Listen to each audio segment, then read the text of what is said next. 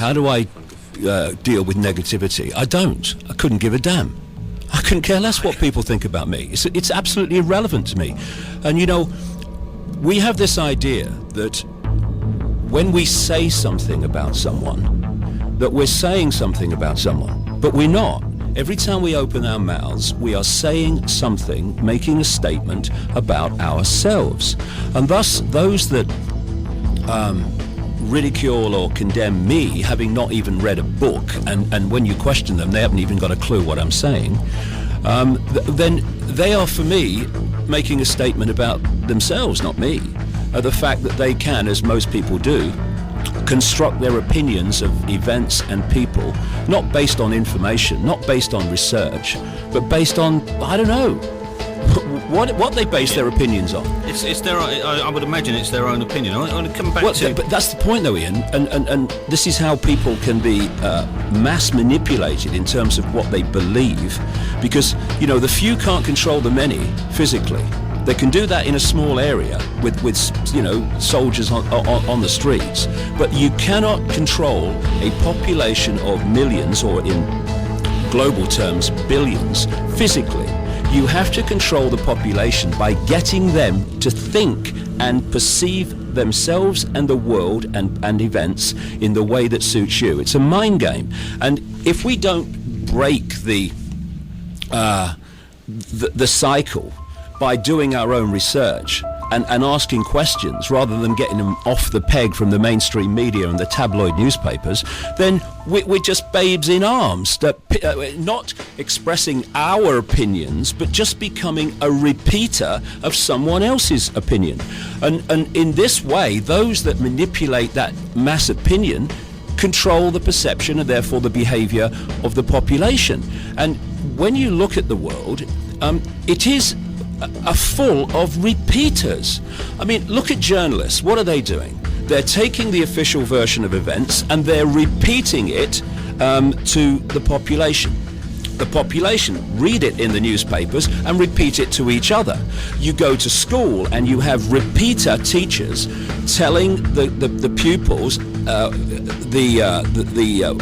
the way that the system wants them to see the world, and all the teacher is doing is repeating what's in the curriculum. When you've got a situation like with my son Jamie, who was taking a course which included a section in the exam on global warming. It's now called climate change. As the temperatures fall, you'll note. He made the obvious point that any brain cell on active duty would see if they looked at the evidence, that the whole idea of climate change, human-caused climate change, is a scientific insanity. Even some of the advocates are now coming out and saying this. And when he said this to the teacher, that was his opinion, the teacher said, well, actually, I have some sympathy with the fact that global warming is a nonsense. But if you say that in your exam, you ain't going to pass, right? So we have a repeater education system. We have doctors that repeat what they heard at medical school and repeat what the drug rep said when they came round to flog some more drugs. Wherever you look, you're looking at repeaters. And what I've been trying to do for 21 years is put other information into the public arena and say, actually, there's not one way the Sun, I was going to say the news of the world, but thankfully I don't have to say that anymore, but it's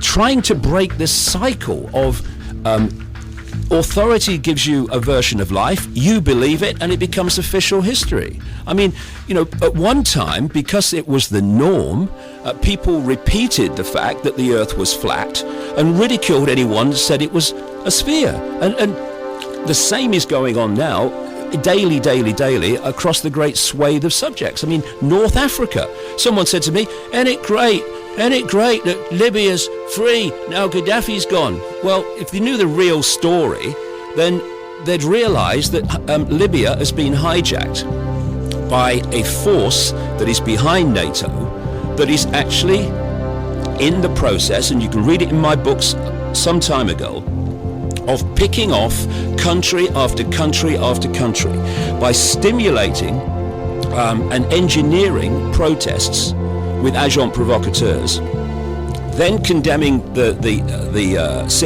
sitting regime for, violence against protesters, and then sending the boys in. They've done that in Libya. They're going to do that in Syria. They'll do it in Jordan. They'll do it in Lebanon. They're going for Pakistan now, constantly bombing Pakistan with unmanned planes, which are actually being guided from a joystick near Las Vegas. It's just like a computer game to them, killing people, thousands of Pakistanis, and they want to go for Iran. But when you see the way that what is happening in North Africa and the Middle East portrayed in the media, then people believe it, and they're looking at things happening in the world, and they've got a certain view of it, which is simply a view that is repeating what they've been told to believe.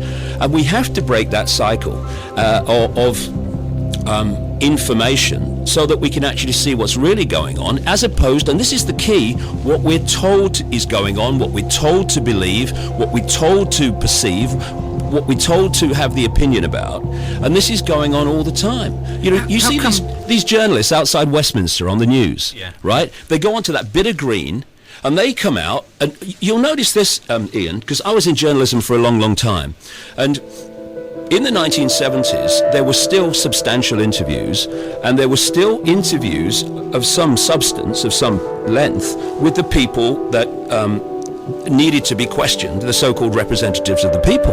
But what happens now on the TV news? The newsreader, who I tell you from experience of being in it, hasn't got a clue what's going on in the world, interviewing a reporter outside Westminster or somewhere else in Libya maybe, and he hasn't got a clue, because all he can tell the newsreader is what the authorities have told him, and they call it journalism. It's just repeating, and if this cycle's not broken, how the heck are we going to know what's going on in the world as opposed to what we're told to believe is going on?